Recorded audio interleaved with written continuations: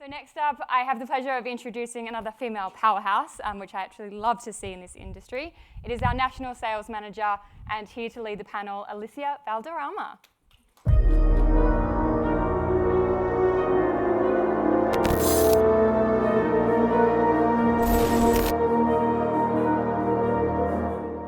not gonna lie, I actually love that so much. I'm a little bit of a gaming nerd, so that stuff is awesome.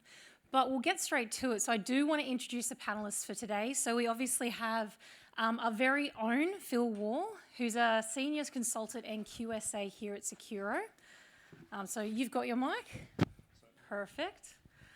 We also have Dale Heath, who's Field CTO at Rubrik and Technology Leader Extraordinaire.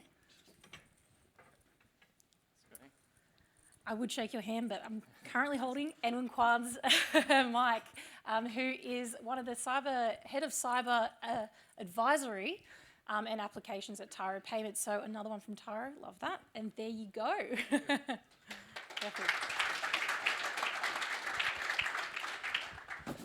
Alrighty, so I might kind of go straight into the questions today. Obviously, we're talking around securing data. It's the topic of why we're all here. I do have some, I suppose, simple questions, but they're a bit meaty to start off with. So let me bring those up here. Perfect. So I might actually head to you first, Phil. Sorry. But given the surge in online transactions, what types of emerging threats are you seeing in the space that you know best? Yeah, look, thanks very much for that question. So there are a lot of threats that are coming through at the moment, and I specifically work around PCI, that's a credit card standard, and the council is really concerned around certain styles of attacks coming through, and it's coming through in the new standard that they've just released. So a couple of attacks they're concerned about is specifically phishing attacks. That's already been mentioned a few times in various talks, as well as also MFA replay attacks as well. One major area of concern for the payment card industry is attacks that are actually happening through the payment channel itself, specifically on payment pages. So you go to an e-commerce website, type in your credit card details and make a payment. The council is quite concerned around third-party scripts that have been loaded through that or through those payment pages that could be malicious and exfiltrate your data. So they see that as a major area of concern at the moment. Can you run me through how the council looks at these threats? How do they determine what they need to act upon? Yeah, so look, the council is made up of all the major card schemes. They also have they work with a lot of industry groups. They work with all the banks around the world, as well as merchants as well. So they have a lot of communication through various industry groups to say, these are the threats that we're seeing, or these are the types of attacks that are coming through. Obviously, a new standard doesn't come out every day. It would be quite hard if it did that. So every time a new standard is released, which happens about once every 5 years, controls are updated to help mitigate the styles of attacks or areas of concerns they have at that particular time. Fascinating. No, thank you for that. I know it's such a broad question to kind of understand how this vast organisation stay abreast of everything that's happening. As we've seen today, there's a lot to look at when it comes to emerging threats. I suppose that'll kind of take me to my next question, Edwin. In your space, in terms of open source software components, what emerging threats are you seeing when that's applied to applications in businesses? Yep, so I've seen, is this on? Yes. Okay, so I've seen two areas where it's happening. So I've seen the changes in how those malicious payloads are being delivered to us, and in terms of where they are targeting. So in the past, these malicious payloads tend to come by someone trying to compromise the open source contributor's password. You try and break in, or they don't have MFA, they use a very weak password. Today, we're seeing things like typo squatting, where they are using the same name as the packages, but they're making a slight change, either by using an underscore or a dash, or vice versa. And they're trying to trick the developers into downloading those malicious packages. We're also seeing things like dependency confusion, where we're using higher versions of internal components that you are using, and based on how you've configured it, you might be downloading their version instead of yours. So we're seeing those changes or those new trends. And in terms of what they are targeting, they used to target your customers or your visitors of your applications. Today, they seem to target the developers themselves too. So I've seen a lot of those Python packages where developers are installing those open source Python packages on their machines. They're doing it as an administrator, as root. They're running sudo. And they're installing those malicious packages in there. And it allows the attackers to steal information there, such as your keys to your kingdom, your SSH keys, your AWS keys. So we're seeing a change in how that payload's being delivered and also just where it is targeting. So what do you recommend organizations need to even start doing, especially in the financial space? I think the first thing we need to realize is that open source is everywhere. We're using a lot of it. I like that earlier segment, that Harry Potter one, where I think, was it Matt was talking about how I think there's that myth about software suppliers being more secure than us. Yep. We have that belief that open source components are more secure than us.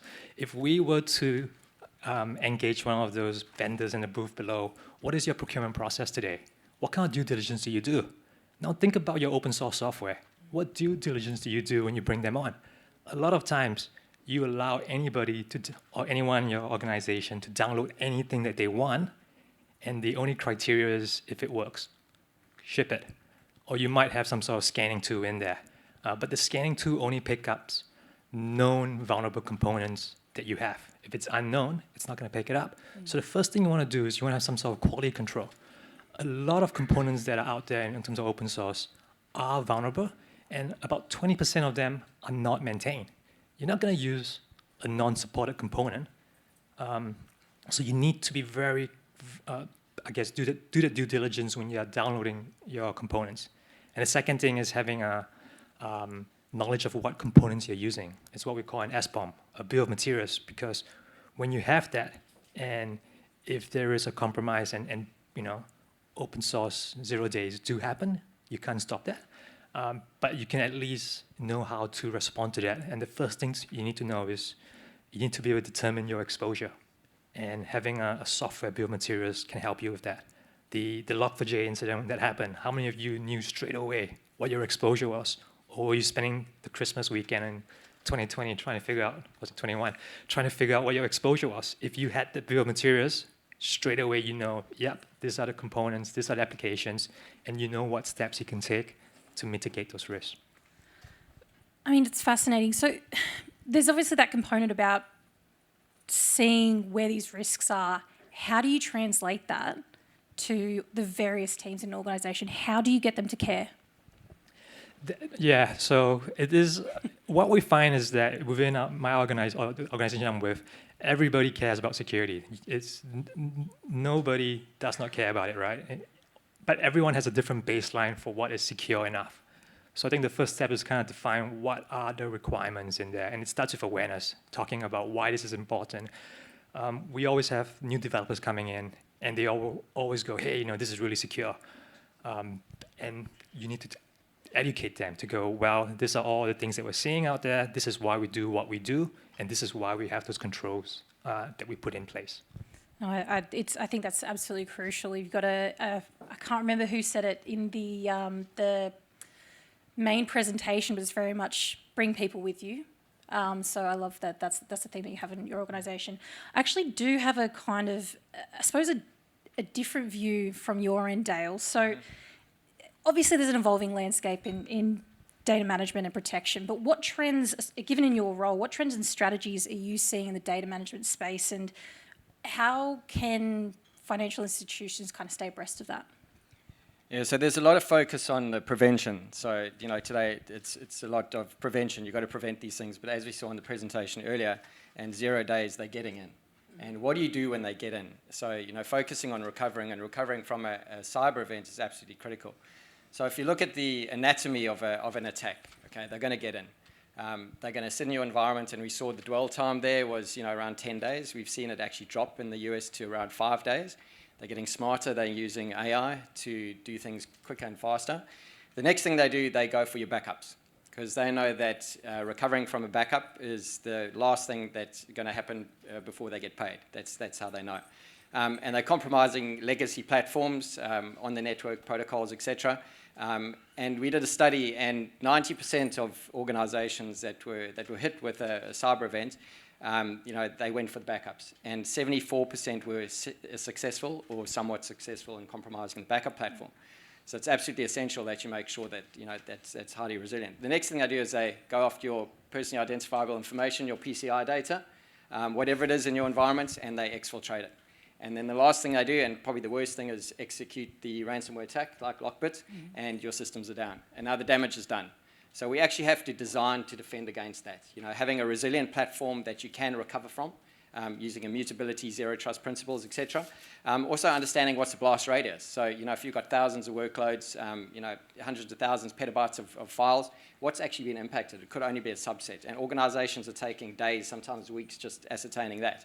And then ultimately, what sensitive information do you have that's potentially been exfiltrated? We've seen in the things that have happened in recent events, that's a huge impact. So how do you lessen the risk of exposure to that? And last but not least is now automating and testing the recovery process from a cyber event.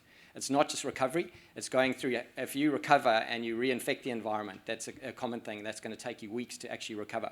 So automating and testing, having measurable, testable reports of how often you test that and can recover from a cyber event, I think that's what organisations need to design to defend against that. Yeah, absolutely. And obviously the complexity of environments is ever increasing, especially hybrid cloud, multi-cloud, and you name it in that space. What are you seeing? How has that changed the game from what you're seeing out there? Yeah, so another report, of the attacks, 61% are targeting SaaS. Okay, so everyone's in this digital transformation, they're targeting cloud workloads.